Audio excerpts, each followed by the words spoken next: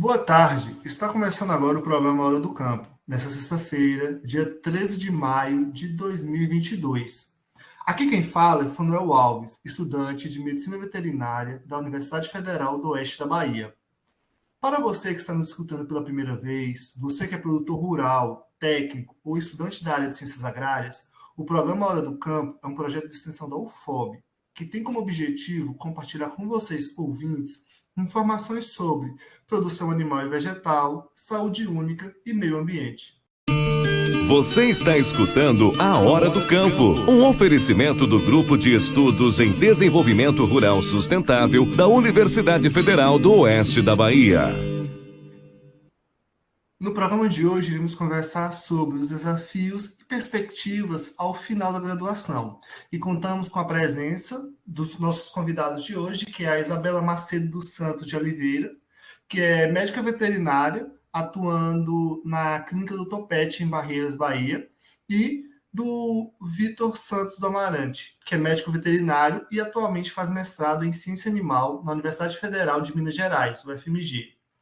Bom, antes de começarmos nosso bate-papo, eu gostaria de dizer que é uma sensação muito grande tê-los aqui conosco e dizer que e agradecer, né, por estarem disponibilizando parte do tempo de vocês, que acredito que deve estar muito corrido agora, para nos passar, né, um pouco dessas informações e para ter esse bate-papo aqui conosco.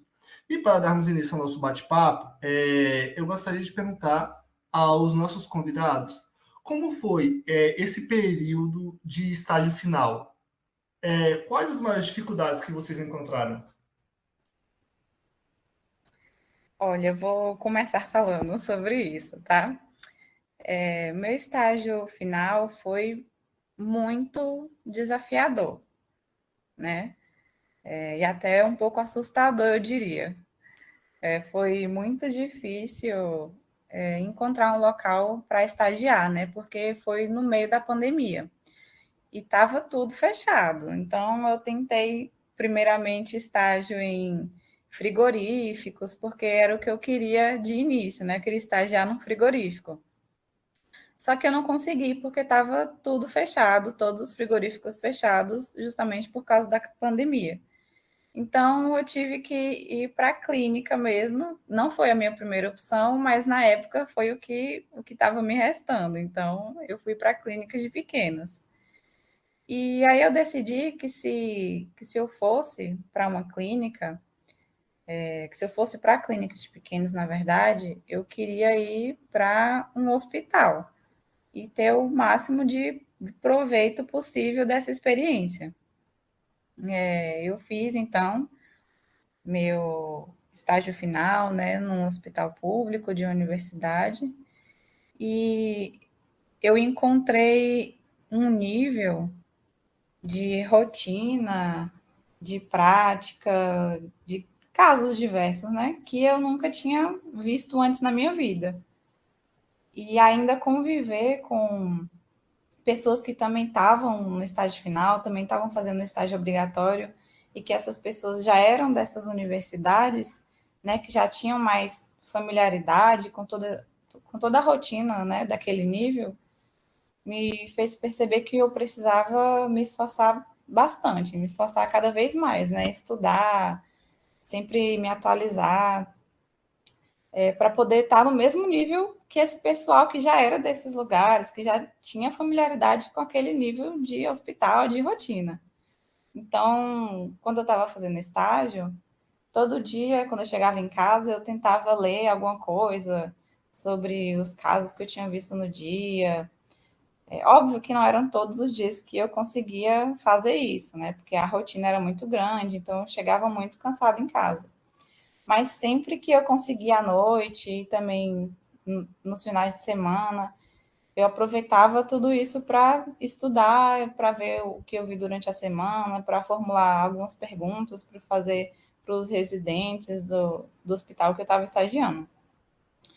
Só que o que eu tirei de mais importante disso, de toda essa experiência no estágio, é que a gente também não pode se medir com a regra dos outros, né? Porque eu fazia muito isso. Eu via aquelas pessoas acostumadas com toda aquela realidade e falava: Meu Deus, será que algum dia eu vou conseguir chegar nesse nível?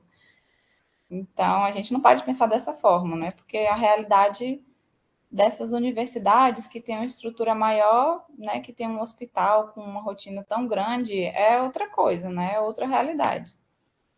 E a gente tem que aprender que todos nós somos capazes, né, de saber, de, de lembrar de tudo que a gente estudou e é que a gente é capaz de tudo. O que é importante é que a gente sempre esteja se atualizando, pesquisando, porque não é tudo que eu vou lembrar, não é tudo que eu vou saber.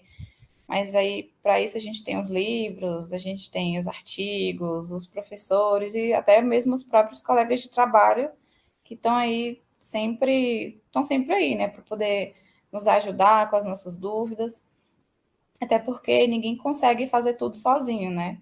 É muito difícil você viver só dentro da sua bolha. Lógico que a gente tem o auxílio dos livros, a gente consegue na internet pesquisar uma coisa que a gente esqueceu, mas uma das coisas que é mais importante é a própria experiência, né? Então, muito importante a gente conhecer alguém mais experiente, por exemplo, que possa nos ajudar de vez em quando. Então, é muito importante a gente conhecer os veterinários da nossa região, ter uma boa relação com os veterinários da clínica que a gente trabalha, tudo isso para a gente poder ter a quem recorrer também quando a gente tiver alguma dúvida, né? E é o cartão de visita, né, do profissional que está se formando, é o estágio, né, que é quando você faz muito contato, né, você se apresenta ao mercado de trabalho de alguma forma, né. Então, isso que a Isabela falou é muito importante, né, das relações que você desenvolve e dos contatos que você faz. O Isso. meu estágio final foi no ramo da avicultura, né, assim como a Isabela, eu também queria realizar um estágio em frigorífico, mas por causa da pandemia, né, a gente sabe que em abatedouro o nível de rigor com a biossegurança é muito alto, né? Porque você estava lidando com produção de alimento. Então, nenhum abatedouro estava aceitando estagiários. E eu fui para a área de produção de frangos de corte, porque era o elo imediatamente anterior, né, na cadeia produtiva do frango, né? Então, estrategicamente, até eu escolhi uma empresa grande de produção de frangos e que tinha abatedouro na mesma cidade, porque eu pensei, depois que eu estiver lá dentro, né, mesmo que seja na área de produção, para chegar no abatedouro é mais perto, né? E assim eu fiz, né? Foi bastante desafiador, porque na graduação, essa área de produção de frango, a gente não vê tanto assim, né? A gente tem a disciplina de avicultura, que a gente vê a produção, e tem clínica de aves, né? Mas fica restrito àquilo, né? Aqueles 2 semestres que a gente vê aqueles assuntos, e pela própria realidade, né, nossa, na UFOB, que é uma universidade, né, pequena, numa cidade onde não tem essa produção, né, em larga escala, dificulta, né, a gente ter essa vivência. Tiro o chapéu para a professora Flávia, né, acho que ela continua, né, à frente dessas disciplinas. Ela fez visita técnica com a gente na época que a gente pegou as disciplinas com ela, mas mesmo assim é aquele período restrito, né, da visita, de 2 dias que você tem aquela vivência. Então foi bastante desafiador eu entrar numa granja e me inteirar, né, de toda essa fase produtiva do frango de corte, e depois conseguir ir para o matrizeiro, para o incubatório e para o frigorífico, né, para o abatedouro. Então, em cada lugar que eu ia, eu tinha que me inteirar da realidade daquele lugar, né? Porque as doenças que você se preocupa com o matrizeiro não necessariamente são aquelas que você se preocupa no frango de corte. Então, são procedimentos de biossegurança diferentes, são casuísticas diferentes, são manejos totalmente diferentes, assim como quando você vai para o abatedouro, né, você já se preocupa com outras coisas, né, com aquela parte da inspeção anti-mortem, pós-mortem, né, controle de qualidade, enfim. São universos bastante amplos que eu acho que a gente não vê tanto na graduação, né? Assim, eu queria ter explorado mais essa parte de produção de alimentos, né? De inspeção e tecnologia de produtos de origem animal, mas acho até muito interessante ter feito estágio nessa área por isso, né? De ter essa oportunidade de conhecer mais a fundo uma coisa que a gente vê de uma maneira meio que superficial na graduação, né? Até porque a medicina veterinária é muito ampla, não tem como a gente dar conta de ver tudo, né? A gente não consegue na faculdade ver essa parte prática muito a fundo. Acho que de nenhuma das matérias que a gente pega, a gente consegue ver tão a fundo as partes práticas, que é o mais importante para a gente no mercado de trabalho. Então, acho que se eu pudesse dar uma dica para as pessoas que vão se formar, que ainda não fizeram o estágio final, tentem escolher muito bem o local que você vai fazer o estágio final. Porque é lá que você vai ver toda a parte prática que você provavelmente vai realizar durante o seu trabalho, no lugar que você for trabalhar. Então, Exatamente. tentar escolher um local que tem muita rotina, que você sabe que você vai ver muita coisa, que você sabe que você vai poder participar de tudo, porque é no estágio final que a gente tem para aprender toda a parte prática que a gente não conseguiu aprender na faculdade. E é no Exatamente. estágio que a gente tem, digamos que, uma chance a mais de errar, sem prejudicar tanto alguém ou sem prejudicar tanto um paciente, por exemplo. Então, escolher o local que você vai fazer o seu estágio final é muito, muito importante.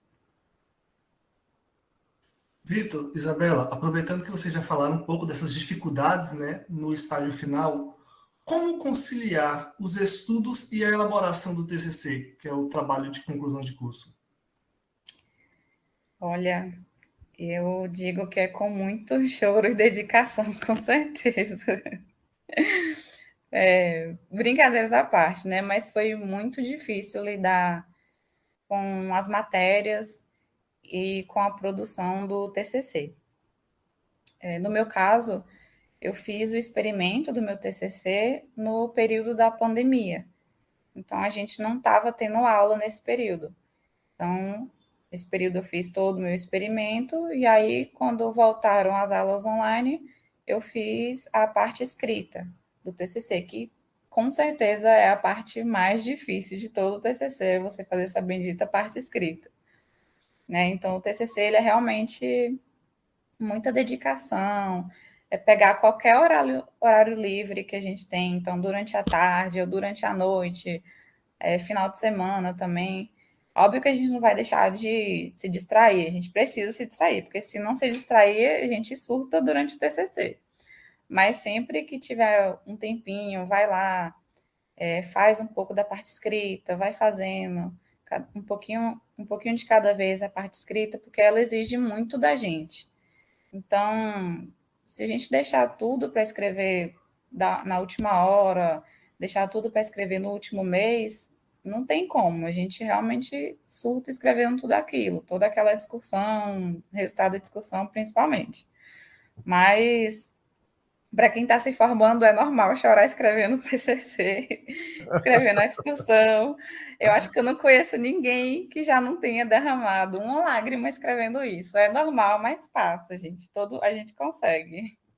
Eu tenho uma maluquice que eu digo que eu preciso de inspiração para escrever, né? Eu acho que muita gente tem isso, né? Às vezes você não rende a escrita, né? Você precisa estar focado 100% naquilo, né? Você precisa ler muito para escrever uma página, você precisa ler, sei lá, 10, 20 páginas para escrever uma. Mas é muito importante esse exercício de escrever, né? Mesmo que você escreva um parágrafo no dia, e que no outro dia você releia e fale, não, isso daqui não tá bom, vou apagar e fazer de novo. Mas é muito importante ter essa disciplina de escrita e de todo dia tentar fazer um pouco, porque realmente é um trabalho assim, não tenho nem palavras, né, para dizer que é um trabalho assim muito cansativo, muito exaustivo, principalmente se você for fazer experimento, né, como é o caso meu e da Isabela, né, que a gente fez experimentos, a gente fez uma pesquisa, né, não foi assim, óbvio, né, não desmerecendo nenhuma outra área em nada, né, quem opta por fazer revisão de literatura, relato de caso, mas eu acho que quando você tem experimento, é muito difícil você desenhar o experimento, porque você tem que estar muito bem embasado, né, você tem que saber o que você está fazendo, porque é recurso gasto, né, material, enfim, tem toda essa parte. E você precisa também de muita base para discutir aquilo que você fez, né? Para não ficar parecendo que o seu trabalho é um ET ali no meio de outras coisas que não tem nada a ver. Então você precisa ter uma bagagem assim de literatura e de conhecimento muito grande para escrever e fazer um bom trabalho, né? Então é muito válido isso, né? De você tentar Fazer um pouco. Eu sei que é difícil, a gente fica cansado, às vezes a gente sai da aula exausto, mas dá aquela respirada, tenta escrever uma linha, duas, um parágrafo, porque se deixar para a última hora é muito corrido, né? É É, muito corrido. é que nem Vitor disse, mesmo que você escreva um parágrafo hoje e amanhã você apague todo ele e reescreva de novo, não tem problema. Pode fazer, porque hoje você teve uma ideia, mas amanhã talvez você teve uma ideia melhor de escrita, você vê como que vai ficar melhor, você reorganiza os parágrafos. Então, tudo é válido. Toda hora que você está mexendo no TCC é válido, porque cada vez que você olha, você vê uma possibilidade de melhorar. E tem a figura do orientador também, né, que é muito importante, né? Eu sempre que eu não conseguia, né, escrever, seja pela carga horária das disciplinas, né, por problemas pessoais, eu chegava para os meus orientadores, né, que eu tinha a minha orientadora e um co-orientador, então eu chegava para eles e falava, olha, não está fluindo, eu estou com dificuldade nisso, estou passando por isso, porque é a pessoa que está ali para te orientar, né, como o próprio nome já diz, para te ajudar, para te guiar. Então é muito importante essa comunicação, né? É um trabalho que é feito a quatro mãos, no meu caso foram seis, né? Que eram tinha a É muito orientadora e o co-orientador, mas é isso, precisa ter muito essa comunicação, essa boa relação com o orientador também é muito importante para o desenvolvimento do trabalho. exatamente. Bom, Isabela, pegando um gancho, né? Você que atualmente está no mercado de trabalho, eu, enquanto estudante veterinário, eu acredito que muitos dos nossos ouvintes já devem ter escutado diversos discursos por aí, né? Ah, o mercado pet, o mercado de atuação na clínica veterinária está saturado, outros falam que não, e fica aquela coisa, né? Afinal, o mercado de trabalho, ele está saturado? E, no seu caso, foi difícil encontrar emprego? Então, veterinário tem bastante, né? Assim como tem bastante gente formada em outras profissões também. Mas tem lugar para todo mundo, sabe? O mercado pet, ele está sempre crescendo. Então, cada vez mais clínicas estão abrindo, né? Mais clínicas estão sendo inauguradas. No meu caso em particular, conseguir emprego não foi difícil. E conseguir emprego não é a parte difícil, né? A parte mais difícil é a gente se manter lá.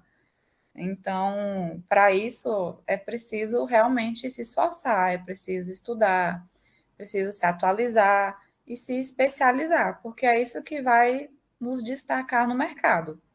Né? Tem gente que quer formar e que quer sair fazendo logo tudo de cara, né? Quer ser clínico, quer fazer cirurgia, quer fazer anestesia, quer fazer diagnóstico por imagem, tudo isso de uma vez só. E não é bem assim, né? Não é bem assim que funciona. A gente precisa se especializar em alguma coisa, a gente precisa focar em alguma coisa. Até porque quem quer sair fazendo de tudo não faz nada direito. Mas a gente precisa aprender que tem veterinário no mercado, assim como tem em diversas outras profissões. Então, é o que a gente vai Verdade. fazer, as nossas especializações que vão fazer a gente se destacar no mercado. Até porque, como eu já falei, encontrar emprego não é o difícil. Quando eu saí da faculdade, eu tive, inclusive, algumas opções, né? Eu pude escolher, por exemplo. Então, achar emprego não é difícil. Difícil é você se manter lá fazendo tudo certinho. Mas o que a gente precisa aprender é que principalmente na clínica a lidar com os tutores, né? Você pode ser um veterinário muito bom, mas a clínica que você trabalha quer que você tenha uma boa relação com os clientes, lógico, né? E isso é uma coisa que dificilmente a gente aprende na faculdade. A gente só aprende com a prática do dia a dia mesmo. E uma coisa que foi muito importante, no meu caso em particular, para conseguir emprego, foi justamente o local de estágio obrigatório. Então, por isso que eu falo para todo mundo, escolhe muito bem o local que você vai fazer estágio obrigatório. Porque, como eu, por exemplo, fiz estágio num hospital de uma universidade pública, ou seja, um local que tem muita rotina, isso foi uma das coisas que me fez me destacar de outras pessoas para uma vaga de emprego, por exemplo. E só complementando, né? A Isabela falou isso daí e eu lembrei de duas coisas. É muito importante você também, depois de formado, você cuidar da sua reputação, né? Você pode ser um profissional excelente, mas se você não tem um bom trato com o animal, se você não tem uma boa relação com os tutores e alguém sai falando mal do seu trabalho, a gente sabe que essa área de veterinária, muitos clientes chegam por indicação, porque fulano traz tal animal para você e disse que é bom e eu vim também. Então, se você faz uma besteira muito grande, que às vezes nem é tecnicamente errada, né? Não é do trato ali com o animal, você não deu uma medicação errada, você não teve a conduta errada. Mas se você trata o tutor de uma maneira que não é agradável, se você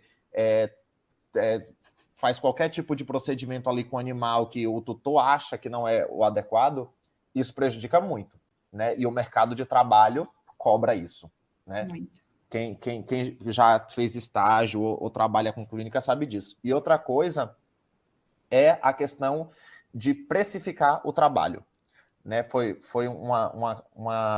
eu tive também propostas de emprego, né? E é muito comum em entrevista falar assim, qual a sua pretensão salarial? A gente não aprende isso na faculdade. É verdade. A gente não aprende a dar preço no nosso salário. A gente não sabe, pela carga horária que a gente vai trabalhar semanalmente, quanto que é o salário que a gente tem que pedir, né? A depender da função, a depender da área que você está atuando. Então, mais uma vez, é importante você ter contato com outros profissionais que já estão no mercado, né, há mais tempo e tal, para você perguntar, olha, para tal função, para tal carga horária, quanto que você recebe, quanto que você pediria? Porque empreender, negociar, a gente não aprende na faculdade, a gente aprende na prática. E isso varia muito também até entre as próprias clínicas, né? Então, a gente também tem muito que saber aonde que a gente está indo trabalhar. Porque, às vezes, um local paga X, um valor, e outro local paga bem menos, por exemplo. Então, a gente tem que saber quanto vale o nosso trabalho para a gente poder saber qual local que a gente vai dar preferência. Sim. E com relação ao que o Vitor falou sobre o tutor, sair falando do veterinário, essas coisas, o que eu falo da gente principalmente saber como lidar com o tutor, que a gente também não aprende na faculdade, a gente só aprende no dia a dia, é porque às vezes você pode estar fazendo um tratamento no animal que é o tratamento correto, às vezes, mas às vezes pode não estar dando certo. Por mais que seja o tratamento correto, você não está vendo tanto resultado. E às vezes a forma como você lida com o tutor, ele gosta tanto, por exemplo, que ele até aceita, fala, não, tudo bem, vamos tentar continuar esse tratamento, ou vamos mudar. Porque se for um tutor que você não está conseguindo lidar muito bem com ele, ele realmente não vai gostar e vai sair falando de você em qualquer lugar. Bom, agora mudando um pouquinho, né? A gente falou sobre essa questão, ou melhor, na verdade, pegando um gancho, né? Nessa questão de entrar no mercado de trabalho, uma dúvida que surge bastante na cabeça de quem já está nessa reta final de sair da faculdade é seguir mercado de trabalho ou seguir pesquisa? E aí eu pergunto para o Vitor. Vitor, como você escolheu seguir na área da pesquisa? Então, eu sempre fui apaixonado, né, por laboratório, por pesquisa, por experimento, por bancada mesmo, né? Como a Isabela estava falando, escrever é a parte difícil, né? Mas para mim, estar em bancada, em laboratório, é parquinho de diversão, eu adoro. Então, e tenho vontade também de seguir, né? Eu gosto muito, eu pretendo seguir ou na área de pesquisa, né? Talvez seja na iniciativa privada ou numa instituição pública, na área da docência também, que a gente pode fazer essa coisa da pesquisa, mas é o que eu quero, né? Então, o primeiro passo é isso, é você saber claramente os seus objetivos, né? Eu estava muito perdido, né? Logo que eu me formei, então saí mandando currículo para algumas empresas, empresas até assim de ramos diferentes, porque eu estava realmente meio perdido, então eu mandei para abatedouro, eu mandei para resgate de animais silvestres, sabe? Eu estava atirando para todos os lados. E só que tem uma hora que você cai na real, né? Eu tive 2 propostas de emprego, né? Essas 2, uma para um abatedor e outra para trabalhar com resgate de fauna. Só que eu parei para pensar, o que é que eu quero? O que é que eu gosto de fazer? Não, eu gosto de estar em laboratório, em bancada, trabalhar com isso, isso e aquilo. Então, eu preciso fazer algo que eu me destaque nessa área. E aí, invariavelmente, você passa pela pós-graduação, né? Principalmente nessa área de mestrado, né? De pesquisa, que é quando você tem a oportunidade de direcionar e se aprofundar nas técnicas e fazer contatos e melhorar o seu currículo, né? Porque se a gente pensar assim numa empresa como a Embrapa, por exemplo, né? Que você pode ser um pesquisador da Embrapa, se você passar no concurso. Mas para passar no concurso, você precisa ter título, você precisa ter publicação, e é uma coisa que, às vezes, a gente passa a graduação, a gente até negligencia, né? A gente não entende a importância de você se envolver em projetos de monitoria e de extensão e de iniciação científica, e se conseguir publicar um artigo, maravilha, 2 artigos, melhor ainda, porque tudo isso conta, né, nessa área acadêmica. A gente sabe que concurso tem prova de título, tem análise de currículo. Eu passei por análise de currículo na seleção de mestrado, né? Então, tudo que eu fiz na graduação contou para que eu entrasse no programa de mestrado. Isso é avaliado depois, novamente, para disputar a bolsa, né? Porque a gente sabe que, assim, né? Pelo pouco que eu estou nessa vida, né? Há quase 2 meses, a maior dificuldade de se fazer pesquisa no Brasil hoje em dia é a questão do financiamento, né? São poucas bolsas, enfim. Isso aí é tema para um programa inteiro sobre isso. Mas tudo isso que a gente faz conta, né? Para a gente entrar no programa, para a gente conseguir uma bolsa. Então, é muito importante a gente se envolver nesses projetos na graduação, né? Tanto para quem quer seguir na pesquisa, na área de docência, quanto para quem não quer, né? Porque toda experiência é válida, você está ali trocando experiências e aprendendo, e a gente não sabe qual área que a gente vai trabalhar quando a gente se forma, porque às vezes eu passo a graduação inteira desejando clínica de pequenos, mas eu acho um emprego com equinos, por exemplo. E aí eu vou recusar? Ou eu vou encarar e eu tenho que saber aquilo, né? Então, é muito importante você... Mesmo que você... eu comecei a fazer uma iniciação científica, não gostei, não é aquilo que eu quero mesmo ir para a prática, né? Eu não quero trabalhar com isso. Beleza, mas pelo menos você conhece, né? Você tem noção do que é que se passa naquela área, porque o mercado de trabalho ele não é fácil, né? Assim, realmente tem vaga, mas você precisa se destacar, você precisa ter algum diferencial, né? Exatamente. Vitor, só complementando o que Vitor falou, ele falou sobre a importância da pesquisa, né? E que a gente negligencia muito isso na graduação. Só que eu diria até que não é só na graduação, né? Por exemplo, na clínica, eu acho que seria muito mais importante a gente, da clínica, dar atenção à pesquisa, a relatos de caso, por exemplo, que a gente se esquece muitas vezes. Mas é cada coisa que a gente vê na clínica que a gente não vê na literatura de jeito nenhum. Então, eu acho que a gente que é da clínica precisa dar muito mais importância para essa área da pesquisa também. Sim, sim. Às vezes você está na clínica e você está tentando o tratamento para um animal, para uma determinada doença, aquele tratamento não está funcionando, você não sabe o porquê, mas a galera da pesquisa já está trabalhando com aquilo e vê que o medicamento não funciona, ou aquela bactéria, aquele agente, né, evoluiu de uma forma que você precise de uma outra frente de tratamento. Então, assim, é muito importante essa comunicação, né? É muito importante. E a gente está sempre se atualizando também. Sim, sim. Você está escutando A Hora do Campo, um oferecimento do Grupo de Estudos em Desenvolvimento Rural Sustentável da Universidade Federal do Oeste da Bahia. Aos ouvintes da Grande Rio FM, estamos de volta com o programa A Hora do Campo. E hoje estamos falando sobre desafios e perspectivas ao final da graduação. E contamos com a presença dos convidados, a Isabela Macedo dos Santos de Oliveira e do Vitor Santos do Amarante, que são médicos veterinários formados pela Universidade Federal do Oeste da Bahia, UFOB.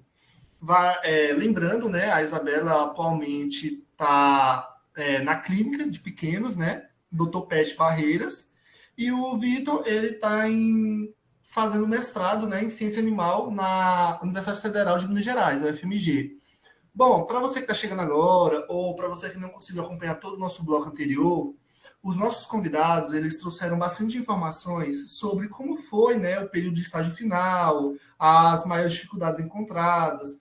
Também falaram um pouco para a gente como foi conciliar os estudos e a elaboração do TCC, além de trazer uma abordagem sobre o mercado de trabalho, se ele estava saturado, se houve dificuldades para encontrar, né, um emprego, e também como escolher, né, como foi a escolha daqueles que resolveram seguir na pesquisa. E para darmos continuidade agora ao nosso bate-papo, eu gostaria de perguntar aos nossos convidados quais as áreas vocês consideram em ascensão na medicina veterinária com relação ao mercado de emprego, né? Quais delas são boas para oportunidades para ingressar para aquele que está saindo agora da universidade, né, os recém-formados? Bom, no meu caso, na clínica mesmo, eu percebo que as terapias alternativas estão sendo uma área bem promissora, né? Terapias alternativas, eu falo, por exemplo, a acupuntura, a ozonoterapia, a laser terapia, por exemplo, que inclusive a gente faz na clínica onde eu trabalho. Elas estão bem presentes no nosso dia a dia, todas essas terapias alternativas. E o que a gente vê é que elas dão muitos resultados satisfatórios. Os tutores, eles geralmente gostam muito dos resultados que elas trazem. E, infelizmente, são pouquíssimos os profissionais que realizam essas terapias, apesar da grande procura que a gente tem, né? Por exemplo, pelo menos aqui em Barreiras e na região, eu não sei como está em Luiz Eduardo, por exemplo, mas aqui em Barreiras a gente não tem muitos profissionais. Que eu saiba, tem um profissional que realiza acupuntura e tem a clínica onde eu trabalho que faz a laser terapia. A ozonioterapia, por exemplo, eu não sei de algum lugar que realiza aqui, eu sei que realiza em Luiz Eduardo. Então, eu acho que é uma área que é bem promissora mesmo, só que, infelizmente, está faltando muitos profissionais no mercado. Então, eu indico para quem gostar dessas áreas, principalmente a acupuntura, que queira seguir essa especialização, que pode ir mesmo, porque está faltando no mercado e a procura é grande. Complementando, né, o que a Isabela disse, eu acho que está em ascensão especializar. Né? A gente falou um pouco sobre a questão da saturação do mercado. Realmente tem muito profissional se formando, só que muito profissional generalista. Né? Então, se você sair da faculdade achando que você aprendeu tudo que você tinha para aprender e você vai trabalhar fazendo atendimento clínico e pequenos procedimentos cirúrgicos, você não vai morrer de fome, mas você também não vai ser um grande profissional, você não vai se destacar. Né? Um exemplo bem prático é que em Barreiras, né, a cidade onde a Isabela trabalha, eu acho que tem uma especialista em oftalmologia veterinária. Isso. Então, muitos veterinários que atendem na cidade, se aparecer um problema oftalmológico, ele não vai tratar porque ele não é especialista naquilo, ele vai encaminhar para aquela única especialista, entendeu? Então, assim, falta especialização, falta profissional especializado em cardiologia, profissional especializado em neurologia veterinária, sabe? Falta. Né? A gente vê que quando surge um profissional desse no mercado, como é o caso, né, que eu estava citando, a procura é muito grande, né? Porque toda aquela região ali carece daquele serviço e tem pouca gente para desempenhar. Então, eu acho muito importante essa pós-graduação, né? Essa parte que você faz depois que você se forma para especializar e oferecer um serviço de qualidade e, claro, né, se destacar. Isso, e a gente tem que parar com isso hoje. A gente ainda vê muito na clínica. Ah, não, eu vou tentar tratar do jeito que der. Não é bem assim. Se a gente tem um caso em que exige uma especialização maior, que a gente não consegue resolver, eu, por exemplo, não tenho problema nenhum em encaminhar esse animal. Se eu não sei o que eu faço com ele, óbvio que se eu tenho um especialista na cidade, eu vou encaminhar para esse especialista. Então, essa é uma ideia que às vezes é bem difícil de tirar da cabeça do pessoal que já está trabalhando há mais tempo. Só que quem está se formando agora, eu digo, não tenha medo de encaminhar o seu paciente para um veterinário especialista, porque você tentar resolver uma coisa que você não sabe como vai resolver, às vezes só vai piorar o caso desse animal. E fere o nosso código de ética, né? O código de ética é bem claro quando pede que os profissionais atuem apenas naquilo que se sintam seguros, né? Que tenham conhecimento e técnica para desempenhar aquela função. Porque você chegar no emprego e ficar fazendo o animal de experimento, né? Eu vou tentar esse tratamento, não deu certo, eu vou tentar outro, porque você está ali no escuro, é feio, né? É feio, é antiético e pode dar problema. Então, Pessoal, ouvintes aqui do Hora do Campo, é muito importante, né, a fala aqui dos nossos convidados com relação a isso. A honestidade, né, na profissão, quanto a até onde você consegue fazer, é muito importante, né? Até mesmo para evitar, né, erros de tratamento, né? Vitor, você começou falando no bloco anterior, né, sobre a questão da pesquisa, né? Citou até a questão da bolsa, né? Algumas dificuldades com relação a isso. Você poderia falar um pouco mais para a gente quais as dificuldades em fazer pesquisa aqui no Brasil? cara, a primeira que eu encontrei foi dentro da minha cabeça, né? Como a Isabela até trouxe na fala dela, que a gente, às vezes, por ser de uma universidade pequena, né? Que não tem tantos recursos para se fazer pesquisa, né? Puxando para o meu lado, a gente às vezes acaba se sentindo menor, né? Então eu ficava pensando, eu não vou concorrer com uma pessoa da USP, da UFMG, da UFBA, né, de uma universidade grande, que teve todas as oportunidades de fazer ótimas pesquisas, né, pesquisas grandes e completas e que deram publicação. Eu não vou concorrer com essa pessoa, né, para uma vaga de mestrado, porque eu vou perder, né? Eu me colocava esse obstáculo, né, me colocava para baixo. E isso a gente acaba se limitando, né? Por causa disso. Então, a primeira dificuldade é você se desvencilhar desse tipo de pensamento e saber que você é capaz, sim, de concorrer com essas pessoas, porque às vezes o que faltou na prática você compensa na teoria, né? O que faltou de publicação você compensa com projeto de extensão e com monitoria, não sei o que, nananã. Então, é isso, a gente precisa tirar, né, essa síndrome de vira-lata da cabeça que eu tinha, e acho que muita gente tem, de achar que porque a gente é de uma cidade pequena, de uma universidade pequena, a gente é pior e a gente não é. E, para além, né, falando da pesquisa de modo geral, a maior dificuldade, como eu disse, é de recurso, né, que a gente tem hoje em dia de corte de recurso, né.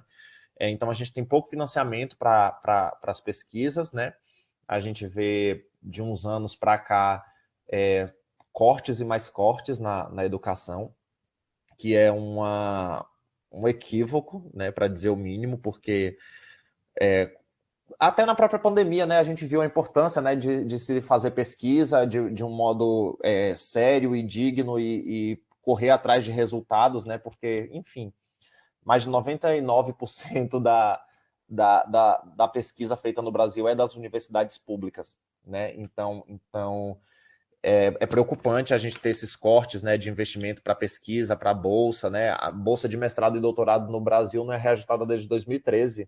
Então, a gente perdeu 60% do poder de compra nesses quase 10 anos que não teve reajuste, né? Então, é muito difícil você se manter numa pós-graduação, sobrevivendo da bolsa, né? Porque você não pode ter um emprego, né? Na maioria dos editais, você não pode ter um emprego, você tem que ser dedicação exclusiva. E é difícil, né, você se manter dessa forma. Então, se você não tiver o mérito, né, a sorte, enfim, de conseguir uma bolsa, você não tiver uma família para te apoiar, né, para te ajudar financeiramente nessa parte, é bastante complicado, né? É bastante complicado. Então, acho que a gente, né, como cidadão, não só porque eu estou nessa parte, né, mas como a gente, como cidadão, a gente precisa cobrar isso, né, investimento em educação de qualidade, em pesquisa de qualidade, porque é assim que as coisas vão para frente, né, que o Brasil vai para frente. O Brasil exportava cientista, né, se a gente pegar, sei lá, 10, 15 anos atrás, né, muitos pesquisadores iam para fora e por lá mesmo ficavam, né, porque o Brasil tem esse histórico de fazer pesquisa e pesquisadores de qualidade. E nos últimos anos isso tá bem negligenciado. Eu acho que a gente precisa retomar, né, essa veia do país de fazer ciência com qualidade. Eu achei essa fala de Vitor muito importante com relação a quando ele falou da nossa mente, né? Que a gente se sabota na maioria das vezes. E isso é muito importante, porque eu vejo que, principalmente a gente que é de uma faculdade menor, com menos recursos, que tem menos práticas também, por exemplo, isso acontece muito com a gente, de se sabotar. Ele se sabotou achando que não ia conseguir entrar. E eu, durante o estágio final, me sabotei, porque quando eu entrei, eu falei, meu Deus, eu não vou conseguir acompanhar isso. Porque realmente é outro mundo do que o que a gente vive aqui. Só que a gente não pode fazer isso com a gente mesmo, né? Então, estudar para acompanhar o que você não conseguir, sempre se manter atualizado. Então, tudo isso é importante e acreditar que a gente pode fazer. E que a gente vai conseguir da mesma forma que aquelas pessoas que estão nessas universidades maiores também conseguiram. Sim, é verdade. Eu acho que é fundamental, né, acreditar em si mesmo, né? Porque se a pessoa ela não acredita em si própria, quem vai acreditar, né? É muito bom essa discussão aqui de vocês, porque eu acho que é uma pergunta que muitas pessoas se fazem, né? Com relação a quais os maiores medos que vocês tiveram, né? Vocês já falaram um pouco, mas assim, quais outros maiores medos que vocês tiveram ao final da graduação? Eu estou em reta final, eu já estou começando a pensar um pouco como é que vai ser o mercado de trabalho, pesquisa e tal. Como vocês lidaram com o pós-formatura? Então, os maiores medos que eu tinha, acho que são os mesmos medos, né, que todo recém-formado tem, né? Então, o medo de não conseguir um emprego, o medo de achar que eu não sei de nada, que eu esqueci de tudo que eu estudei, É né? verdade. De achar que a gente não vai dar conta, de que eu vou ver um animal na minha frente e eu não vou fazer ideia do que fazer com ele. Na verdade, eu ainda tenho parte desses medos até hoje. Faz pouquíssimo tempo que a gente se formou, né? Eu me formei em novembro do ano passado. E eu estou trabalhando, eu comecei a trabalhar em fevereiro, então tem pouquíssimo tempo. Mas com o tempo, com o dia a dia, a gente vai vendo que sim, gente, a gente vai lembrar das coisas que a gente estudou, a gente vai lembrar, calma. E é óbvio que com o tempo a gente vai aprender o que é mais comum de acontecer na sua região. Então, o que acontece aqui não é a mesma coisa que acontece lá em Uberlândia, onde fiz meu estágio, não é o mais comum que acontece no Sul, por exemplo. Então, cada região tem uma casuística, né? Então, isso sempre ajuda a gente também a direcionar o nosso diagnóstico. Então, é muito importante também, além disso, né? Tem uma relação também, como eu já falei, com os colegas de trabalho, então, com outros veterinários, porque aí a gente também vai conseguir discutir casos, né? E ver outras experiências. Então, a gente não vai se prender só em uma coisa. Óbvio que a gente vai sempre no que é mais comum, mas esse medo de, meu Deus, eu vou olhar para um animal e eu não vou saber nem o que é. Não, isso não vai acontecer. A gente sabe o que é mais comum na nossa região. E a gente vai indo nessa linha de raciocínio, indo pelo mais comum até chegar no que é muito incomum ou muito raro. E eu acho muito importante essa questão do medo, né? Né? O que todo mundo passa, né? Medo de não conseguir um emprego. Ai, meu Deus, será que eu vou conseguir passar no mestrado? Será que eu vou ter bolsa? Será que isso? Será que é aquilo? Só que é importante você não deixar o medo te paralisar, né? O medo não é que você não tem coragem de fazer aquilo, né? Mas você vai com medo mesmo, né? Você não pode se deixar paralisar e se por um acaso você chegar um dia na clínica, por exemplo, eu não sei o que fazer com esse animal. Quando chegar mais tarde, você para e estuda aquilo, né? Você tem meios de melhorar. Então a gente não pode ficar nessa, ai meu Deus, porque eu não sei o que fazer com esse animal, porque eu não sei responder essa pergunta do meu orientador e ficar nesse ciclo, né? Fazer as coisas não quer dizer que você não tem medo, mas que você tem coragem de continuar e tentar, apesar do medo. Né? Então, é muito importante você ter esse discernimento de confiar, né, em você e no que você estudou e que você vai continuar estudando, porque é assim que um profissional nasce, né? Ninguém nasce pronto, né? Todo mundo passa por isso e as pessoas que se destacam são aquelas que correm atrás de sanar essas dificuldades, né?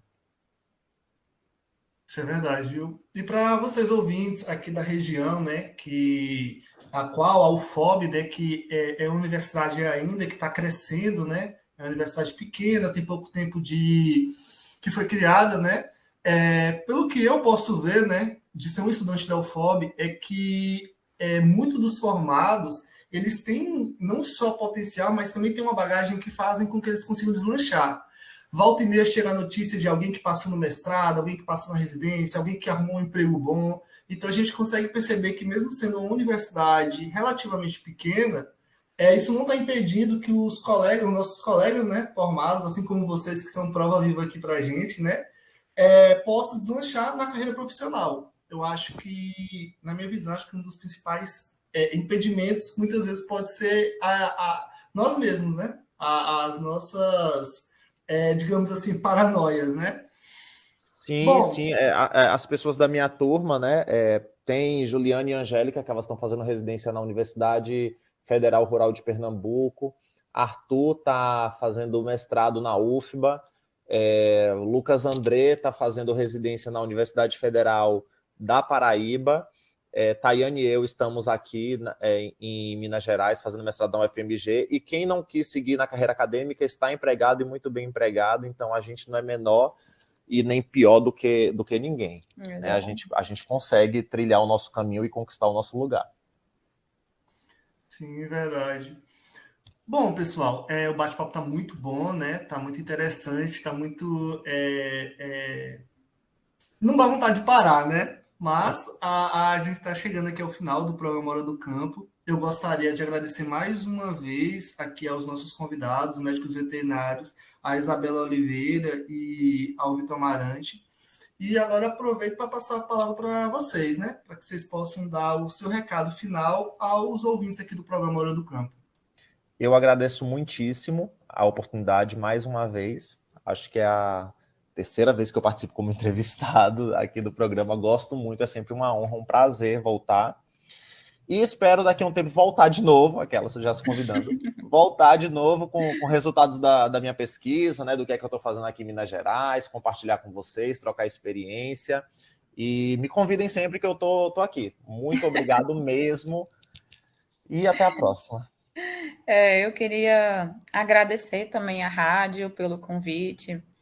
Eu acho muito importante isso que vocês fazem de chamar nós veterinários recém-formados, né, aí da UFOB, para falar sobre as nossas experiências e tentar pelo menos sanar algumas dúvidas de todos os universitários que estão aí começando ou que estão já no final da faculdade.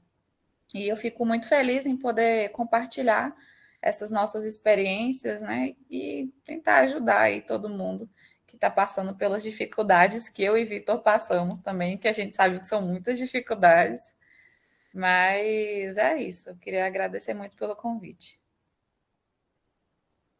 Bom, para aqueles nossos ouvintes que querem saber um pouco mais, né, sobre o assunto aqui que a gente debateu, que ficou com alguma dúvida, Vitor, Isabela, vocês teriam um contato que poderiam deixar para que essas pessoas conseguissem falar com vocês posteriormente?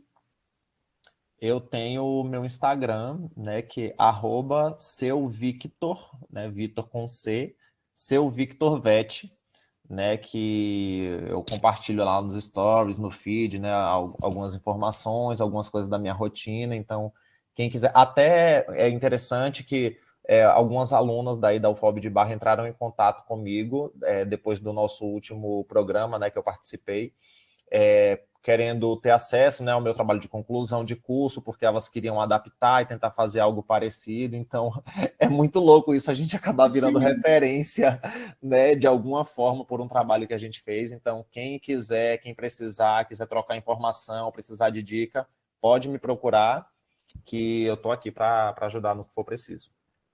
Eu também tenho um Instagram, mas pode ser no meu pessoal mesmo. Pode entrar em contato, se alguém quiser tirar alguma dúvida também. Então, o meu Instagram é isabela_mac_. Pode perguntar lá que a gente está sempre à disposição para responder as dúvidas do pessoal. E antes de finalizar, né, o nosso programa de hoje, eu gostaria também de deixar o nosso agradecimento para os ouvintes aqui da Hora do Campo, que nos acompanham semanalmente, e para os senhores Arquimedes e Chiquinho pelo apoio ao nosso projeto, que tem como objetivo conectar a universidade com o campo. E caso você, ouvinte aqui do Hora do Campo, tenha perdido alguns dos nossos programas ou queira se informar melhor sobre os assuntos aqui discutidos, eu os convido para seguirem nossas redes sociais, no Instagram, @ahoradocampo, onde você terá disponível toda a programação semanal, e no YouTube, onde você consegue acessar e ouvir todos os programas anteriores. Eu, Fanuel Alves, me despeço de vocês e informo que na próxima sexta, né, dia 20 de maio, contaremos com a presença do Dr. Paulo Roberto de Moura Souza Filho, que é professor da UFOB, Campus Barra, e que irá falar um pouco para a gente, né, sobre o projeto Vozes, que é um projeto de extensão da UFOB sobre educação ambiental. Fiquem ligados e até mais.